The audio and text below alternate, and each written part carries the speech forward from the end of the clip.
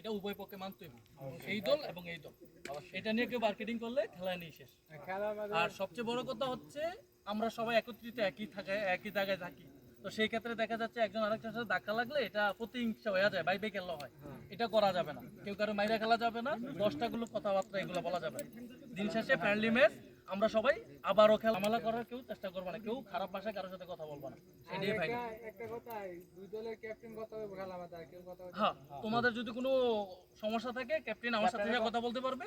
আর ভাই আছে এই দলের, আমরা ক্যাপ্টেনরে জানাবো, ক্যাপ্টেন আমরা জানাইবো, আমরা সরাসরি আপনি জানাতে পারবো না। বাস এটাই প্লেয়ার কখনো আম্পায়ার জানাতে পারবে না, ক্যাপ্টেন। আশা করি সবাই বুঝতে পারছেন, হ্যাঁ আশা করি। আচ্ছা, খেলা কত মিনিট? আমি কম দেন।